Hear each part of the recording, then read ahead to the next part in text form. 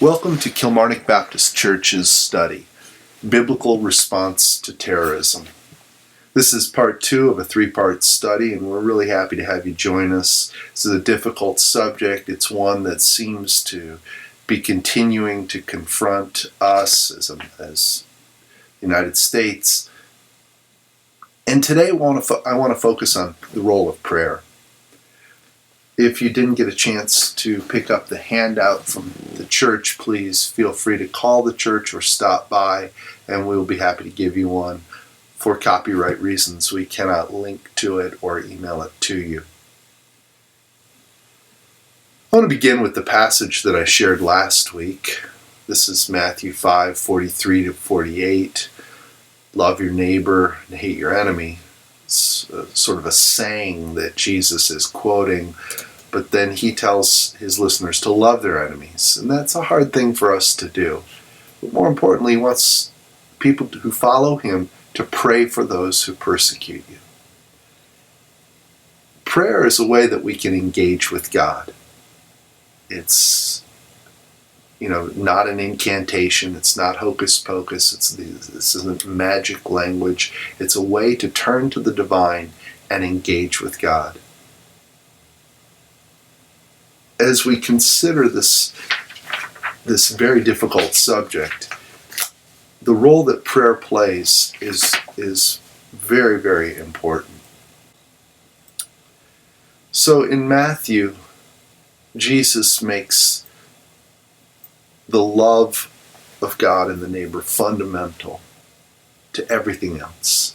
God loves everybody, and this passage reflects God's love for all of humanity, including the people who we consider to be the bad guys. The Christian author Anne Lamott writes, you've created God in your own image when God begins to hate the same people you hate.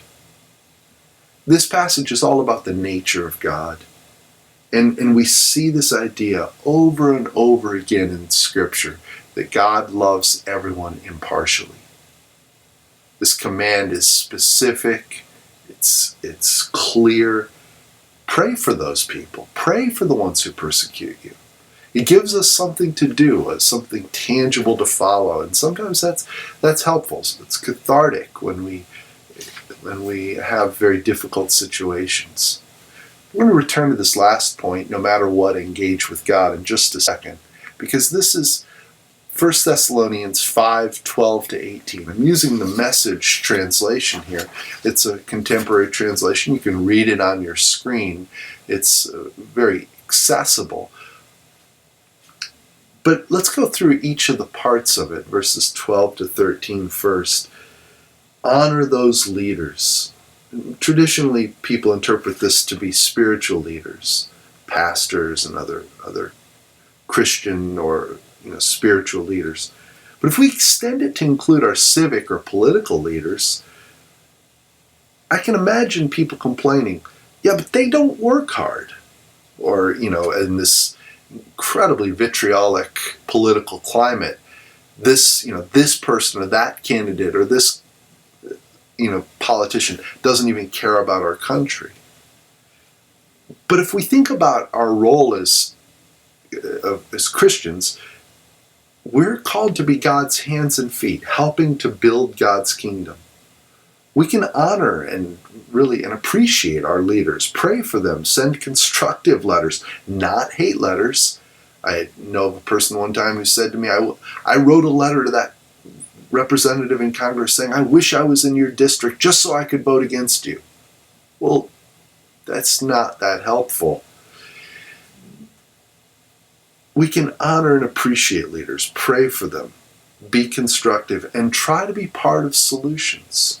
Now, the second point, get along among yourselves. This is for Christians, not just within one church, but across the board. We're not to be parochial. And I see that over and over again. Churches want to get along until they feel threatened. They want to work together until they feel like somebody's upset their apple cart. We're all supposed to get along, kind of speak with one voice. We want to be a part of the solution. We're not supposed to bicker with one another, tear one another down. We're all different. We're all at different places. That's where this line is, I underlined, be patient with each other. You know, there are mature Christians who have a real sense of following God, and there are people who are maybe still questioning who God is and seeking God, but not even sure they want to seek God. Wherever we are, we need to be patient with each other along the spiritual journey. We all have the same goal. And so this leads us to that last point. Not to be cheerful no matter what, that's tricky, but to pray all the time. Pray in all things. Goes back to the bullet point in the previous slide, no matter what, engage with God. And so this is the backdrop of addressing and responding to terrorism in light of the Bible. I wanted to bring up the definition from last week and shift a little bit to this week to responding to terrorism.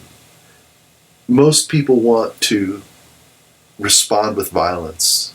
They're hurt, they're afraid, they're angry. And so it seems like the most common sense approach is to use violence. That may not be the most effective way to respond. So let's look at some responses to terrorism. There are two repressive strategies. There's a warfare model and the law enforcement model, and then there are some transformative strategies. I want to begin by looking at the warfare model. This is the basis of most of our contemporary anti-terrorism. It's popular in the media. You hear people say things like, stamp it out.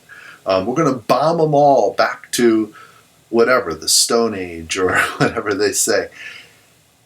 And it's not necessarily going to be the most effective. Now, why do people like this strategy? Why do they embrace it?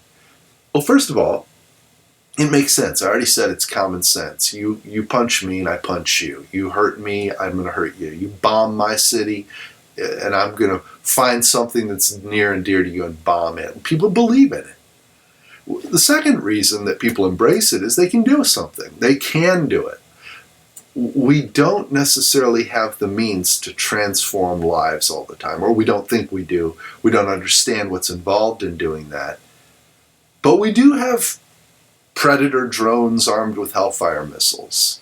And so, since we can do it, we often want to do it. Another reason that this is such a popular way to respond to terrorism is it promises results. If you bomb a city and there's no one left to fight back, then, of course, it seems like then that'll end terrorism. We're more powerful than the others, so we can do it, and so let's do it, and that'll be the end of it. Well, I mentioned that we're going to be looking at this article from The Atlantic. This is from the March 2016 issue of the magazine Atlantic under the section Dispatches, an idea on foreign policy by Peter Baynard, The Terror Trap. And it basically follows this old adage, violence begets violence. America's intervention will likely spark more terrorism against the United States, is what he writes. He also draws this distinction using some analysis and some numbers that bin Laden, before we got involved in Afghanistan and other areas, really focused on supporting the Mujahideen and fighting the USSR. And then after we were involved, he shifted his attention to the United States. Terrorists focus on those who threaten them. The author quotes some numbers here that between 1980 and 2003, there were 343 suicide attacks, and about 10% were against America and its allies. From 2004 to 2010, there were more than 2,400 attacks worldwide. More than 90% of them were against American and coalition forces in Iraq, Afghanistan, and elsewhere. He also brings to light this Daesh or ISIS response that it wasn't until after Russia became involved in bombing Daesh that they attacked and blew up a Russian airliner. The terrorist trap is that we believe this warfare model will work, but instead we're actually inspiring terrorism. Now, what are some of the causes? We talked about this last week. It's poverty, cultural shift, people being threatened and displaced. These are the basic premises for terrorism. And so after we begin to attack, poverty gets worse. After we begin to respond with warfare, then we help the recruitment for additional suicide bombing. Now, the article doesn't say we should do nothing. It does bring up a very, very significant issue, and that's the humanitarian crisis that, for instance, exists in the land controlled by Daesh today. Then there's so much persecution. There's the situation for women is almost untenable. So the terror trap is one that is very difficult. But this is one of the issues with the warfare model. Now, I want to look at the law enforcement model. This is really more like police action. The first idea is that we need to, identify, catch, then have a due process to fairly judge and then appropriately punish those who are involved in terrorist activity. This differs from the warfare model because the violence should be subordinate to justice, institutional justice. The role is to apprehend criminals, not to punish them. And these restraints are sometimes inhibiting, and they can curtail the dispatch with which the armed forces can work. Law enforcement is an ongoing process. So the question becomes, how long do you want to be engaged? How long do you want to be in a foreign land, continuing to try to repress terrorist activity? This is very difficult because we live in a very fickle world. When our economy is good, we're more likely to be willing to deploy troops. When our economy is bad, we begin to ask why, because it's very expensive to do this. And then the question would be logically, who does it? The world's not set up for this. We're not the world's police force, or we're not designated as such, and neither is any other country. No one wants to be, tied up with continuing to enforce international law in other countries. And other countries don't necessarily want to have foreign militaries permanently camped in their own country. So terrorism continues to be an incredibly complicated subject. And this goes back to our initial passages from Matthew and 1 Thessalonians of prayer and engaging with God, praying for our enemies, and seeking a response that is more thoughtful, more thorough, and more productive, more fruitful than just simply bomb them all. Now I want to talk a little bit about some transformative approaches. Transformative approaches seek to address the issues that give rise to terrorism. It's really about thinking outside of the box, getting beyond the blinders of our traditional responses, our traditional assumptions, and beyond the blinders that limit our imaginations to the normal possibilities, the ordinary ideas like responding to violence with violence. Repressive strategies are primarily carried out by nation states. We send our military. The United States sends its military. However, in transformative responses to terrorism, We can do it as individuals. Churches, groups can get involved in transformation. I believe in the power of prayer, and so I do believe that praying for a group and then engaging with that group, praying for an individual and then engaging with that individual can help lead to transformation, because the prayer invokes the power of the divine. Now, it can also be used by governments. U.S. aid is one of the classic examples. In the first week, we looked at the case study of Vietnam, and I think that was a good example of how we can proactively get involved as a government and say, hold on a second, how much is a war here going to cost us? What can we do differently? There's a wonderful commercial recently for the Marine Corps that shows the Marine off on some sort of exercise, and it's a major exercise with amphibious landing and helicopters and all these people. But featured prominently in this advertisement are the big crates that say in large letters on the sides, U.S. aid.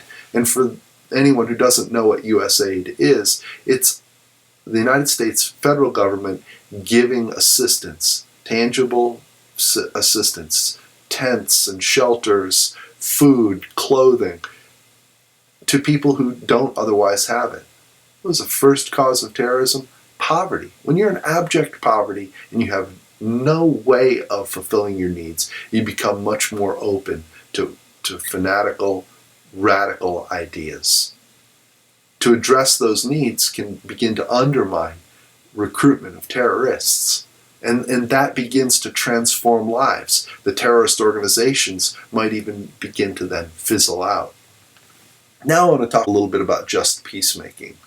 Just Peacemaking is a book by Glenn Stassen, edited by Glenn Stassen, and it follows 10 approaches. And so I'm going to go through these rather quickly and then encourage you to look up this book on just peacemaking. There are free articles on it on the internet, or you can buy the book and get to know this process much better.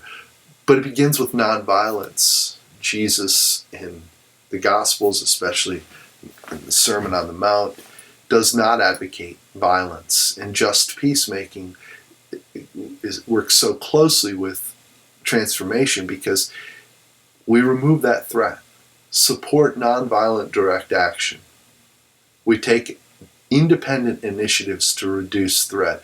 If the other person knows that we're going to have a conversation, then we have much more likely a possibility for success.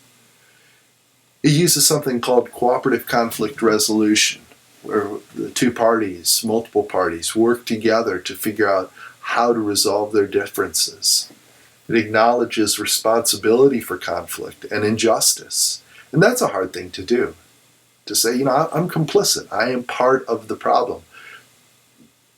One example of injustice on just a micro level is the coffee I drink every day. I have a choice when I buy my coffee. I can buy the cheapest coffee or good quality coffee, but it's still from a major manufacturer, or I can look for the little symbol that says fair trade. For those of you who don't know, the way the coffee business works is like this. You grow your beans, and if you're in certain areas, you have no choice but to sell them to what they call a coyote. And the coyote is a person who comes and dictates the price, and you have no other options, no choice, nowhere that you can sell it. And you often, in that situation, have to sell it for less than a subsistence wage. Fair trade guarantees that everyone in the chain, from the grower to the picker, the supplier, the roaster, the bean, everyone is paid a fair living wage. That's a way of reacting to an injustice. The same is true for bananas and other things. By buying fair trade, we're helping undermine the systems in place that perpetuate poverty. It's a free market solution to a gross injustice. Next is to advance democracy, human rights, and religious liberty. These are core tenets of our government. And so this is a part of holding fast to what is central to our country's beliefs. So just peacemaking continues with foster just and sustainable economic development. A good reference for that would be E.F. Schumacher's book, Small is Beautiful. Again, that's E.F. Schumacher's Small is Beautiful. And that'll tell you a lot more about sustainable economic development.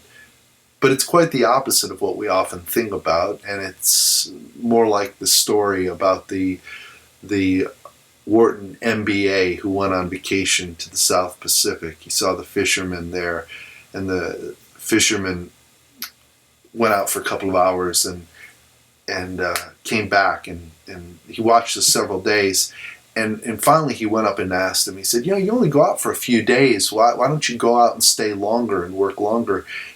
And he says, well, I go out and fish for a few days. I catch enough fish, or fish for a few hours, catch enough fish to feed my family and sell a few in the market, go home, have a siesta with my wife, I play with my children, go out with my friends in the evening, and wake up the next day and do the same thing.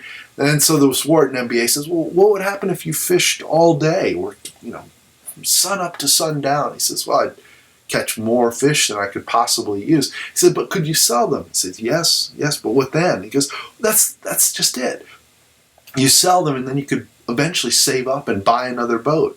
He says, but what then? He says, well, you could continue this process and then you buy a fleet of boats. Eventually you could have vertical integration, and you could buy a cannery, you could buy a processing plant.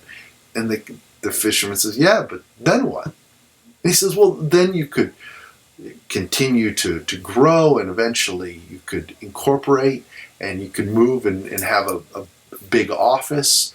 Down the road, you could even have an IPO, an initial public offering, sell your stock, make millions of dollars. He says, well, how long do you think that would take? Oh, probably 10, 15 years. He says, okay, so then what?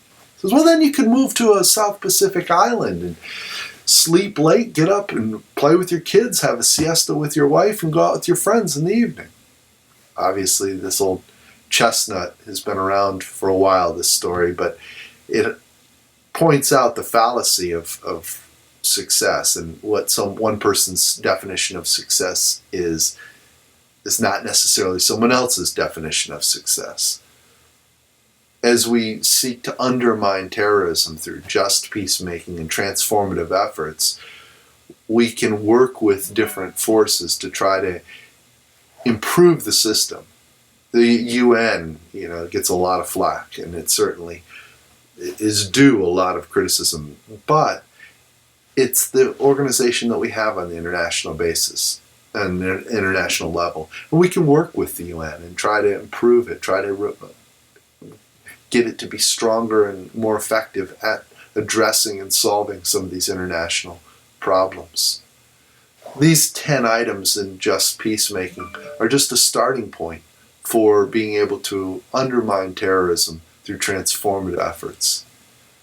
Some of the key ingredients to peacemaking are empathetic understanding, truly identifying with the other person. This can help us be able to see things from the other perspective. It's all about change. It's all about trying to diffuse violence, trying to reduce the pain and the hurt in the world. It takes an incredible amount of courage to stand up and make a difference in situations like this. And these are ways that we can model Jesus, as we saw in the opening of this session in the New Testament, in trying to make the world a better place. I want to end where we ended last week, on Christianity as a religion of hope.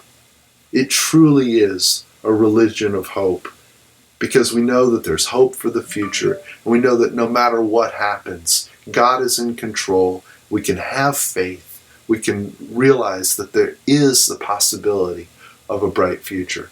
I hope you're able to join us either this coming Sunday, or if not, I hope that we're able to put this online again next week so that you can participate in Kilmarnock Baptist Church's a biblical response to terrorism. Thank you for listening.